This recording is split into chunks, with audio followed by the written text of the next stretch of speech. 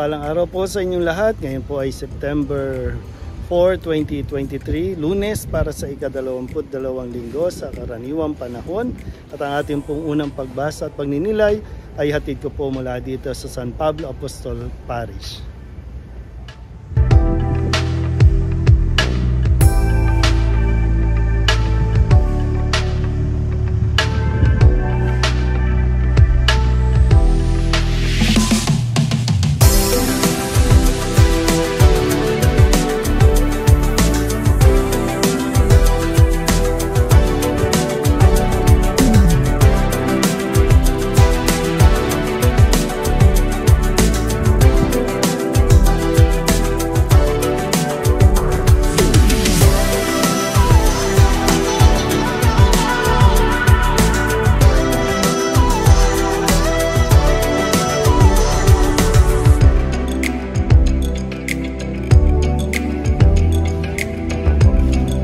Ating pong unang pagbasa at pagninilay ay hinango sa unang sulat ni Apostol San Pablo sa mga taga-Tesalonica, chapter 4 verses 13 to 18.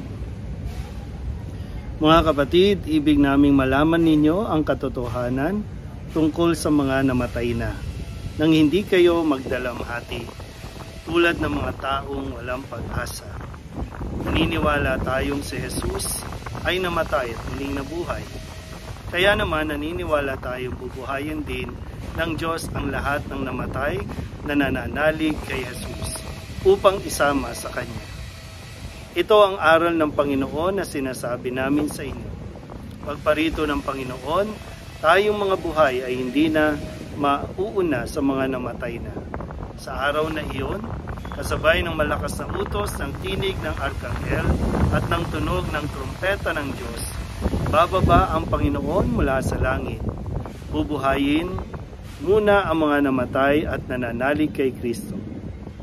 Pagkatapos tayong mga buhay pa ay titipunin niya sa ulap at isasama sa mga binuhay upang salubungin sa papawirin ang Panginoon. Sa gayoy makakapiling niya tayo magpakailanman. Kaya nga, mag-aliwan kayo sa pamamagitan ng mga aral na ito. Ang salita ng Diyos.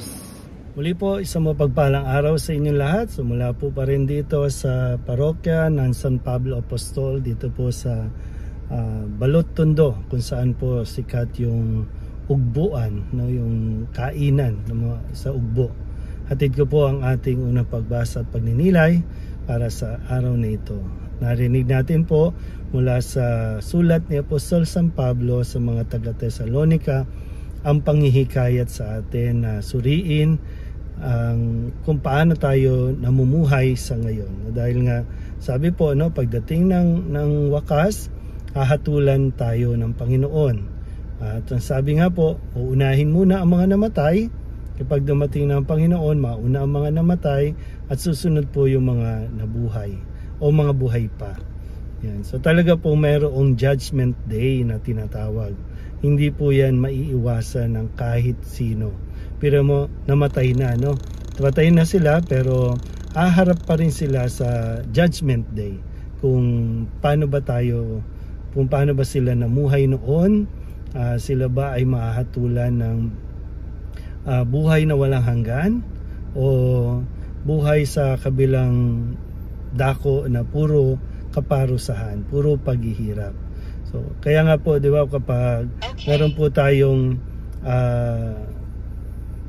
kinakamusta o kinakausap ng mga namatayan, ang nasasabi natin, no, sinasabi nila sa atin, siya ay sumakabilang buhay na. So, ang buhay dito ay hindi nagtatapos dito lang, kundi magtatapos ang buhay para sa panibagong buhay. At yung buhay na yon, doon na madidetermine kung saan nga ba talaga tayo. Sa langit o sa impyerno. So, minsan kasi ayaw natin tong iniisip, ayaw natin pinag-uusapan kung o minsan ayaw natin maniwala, pero maniwala ka o hindi, meron pong naghihintay sa atin sa kabilang buhay. Anong buhay man yan, di pa natin alam, pero pwedeng makita at malaman natin sa uri ng pamumuhay ngayon, no? Kung tayo ba ay nabubuhay na tumatalima o sumusunod sa mga utos ng Diyos? Sinisikap ba natin maging mabuti o magpakabuti? O sadyang wala lang, nabubuhay lang tayo na parang walang Diyos, nabubuhay tayo na parang walang judgment day, walang paghahatol? Haharap at haharap tayo sa Diyos, sa ayaw at sa gusto natin. Haharap tayo sa Kanya para suriin ano ba yung mga bagay na ginawa natin, ano ba yung mga bagay na hindi natin nagawa pero dapat ginawa natin, no? Lalo tigit mga mabubuting bagay.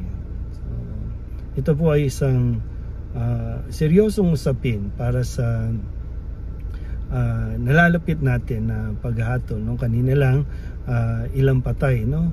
Ang aking pong blines. At yung mga patay na ito, na minsan naiisip ko po, nasaan kaya sila ngayon? Ano kaya ang ginagawa nila? Pero sa narinig natin na sulat o pahayag ni San Pablo, lahat po kahit namatay na ay naghihintay para sa pagdating ng Panginoon. Ito yung panahon pa ni Pablo, no? Dahil nga ngayon, dahil kilala na natin at alam na natin na dumating na si Jesus, siya ay namatay at muling nabuhay at ngayon ay naluluklok na sa kanan ng Ama at siya na ang tagapaghatol natin. So the moment na namatay tayo, haharap na tayo agad sa Panginoon. Kung doon ba ay papasok ba tayo sa langit, ang ating bang naging buhay dito sa mundong ito ay naaangkop para tayo papasukin sa langit, o yung kasawiang palad ay sa impyerno.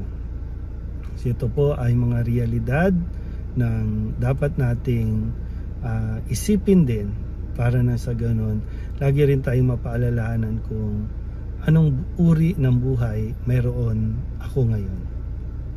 So muli po, mula dito sa San Pablo Apostol Parish, isang mapagpalang araw po sa inyo.